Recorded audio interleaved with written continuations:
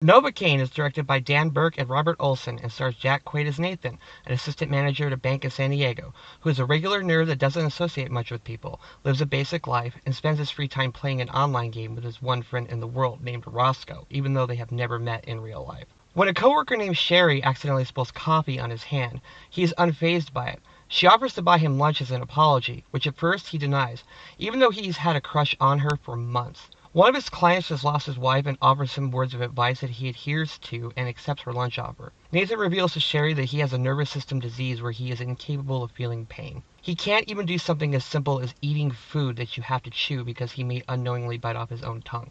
These two end up really liking each other, and the nerd finally gets the girl.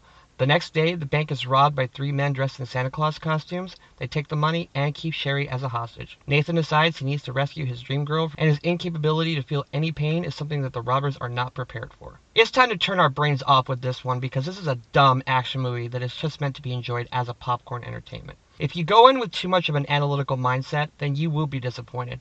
NOVOCAINE is not here to make sense or be logical. It's here to show you a nerd kicking the ass of a bunch of people. It's the classic fish out of water story we've seen 1,000 times, but what holds this one together for me is the two likable main characters played by Jack Quaid and Amber Midthunder. Quaid has been in two movies that I've seen in the past 5 weeks, the other being Companion, and I know Midthunder has done a bunch of TV shows, but I only know her from Prey from a few years ago. These two have great chemistry together.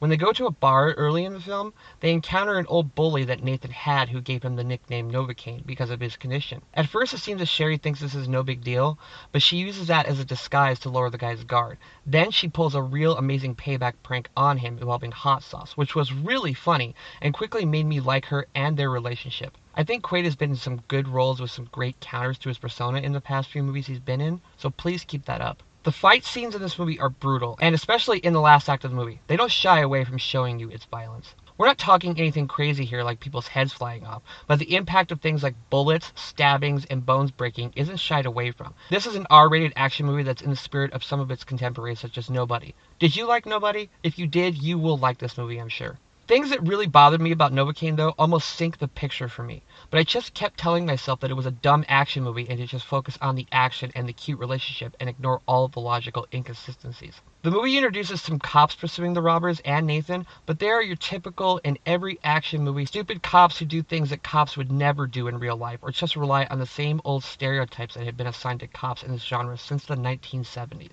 The lazy cop, the sympathetic cop, the cop who gives a civilian a gun because they can't go in without them, the same old tired tropes I've seen too many times in action movies.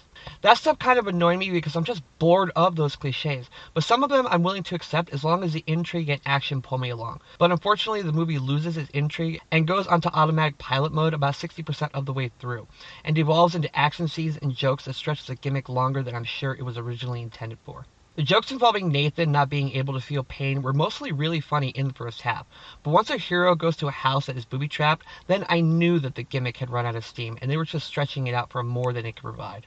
The house he goes to is rigged to the brim with traps that only exist because they wanted to show off the gimmick of him getting hit with these things that don't faze him. The only reason this house is introduced is to have this sequence. There is no reason that the bad guy would have rigged his house this way, especially since the robbers are doing this thinking they're going to get away without anyone knowing who did it. So why would you place booby traps all over your house? Do you never plan on returning home?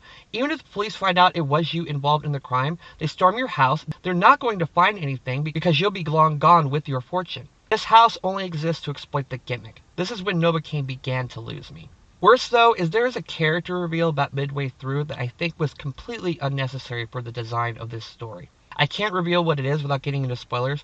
I'll just say that the movie overcomplicates itself with plot twists and relationships that didn't need to be involved. The basic design of guy meets girl of his dreams, she gets kidnapped, and he rescues her. If you look at the story of the first John Wick, a guy gets his house broken into, his dog gets killed, and he sets off on a revenge path. John Wick had much more going on behind the scenes, but in the first movie, that didn't matter because all we needed to follow was this assassin get his revenge. It was simplistic and to the point.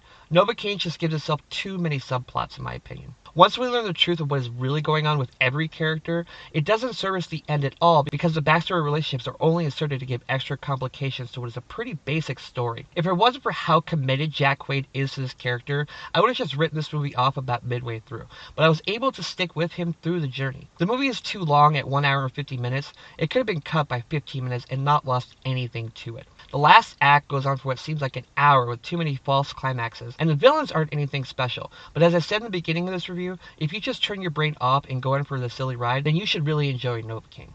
Since it's the early spring season where we get the dumb action and horror films nobody will remember by the summer movie going season, approach this as one of those ways to kill a Saturday night either at the movie theater or when this hits streaming. I can see myself watching this again for the cute relationship and fun action scenes, but have it running as background noise because if you think too hard about what's going on here, it gets really stupid. So if you don't mind a stupid movie, I say check it out. I give NOVOCAINE a marginal 3 stars out of 4. I liked how charming both Jack Quaid and Amber Midthunder are, and the fight scenes are entertaining. Even if there's no way someone could survive some of the things that happen to him. Even if he can't feel it, but it's dumb escapist fun, and that's how I approached it. Okay, so that's NOVOCAINE. What does everyone think of this? Do you want to see this movie? Please let me know in the comments. Jack Quaid has been working a lot in the last few years, hasn't he? He's trying to dip his toe into a ton of genre films, and he seems to be doing a pretty good job so far. Anyway, if you like this, please like and subscribe. Here's links to my other videos. Follow me on social media if you like. And until next time, I am Ghost.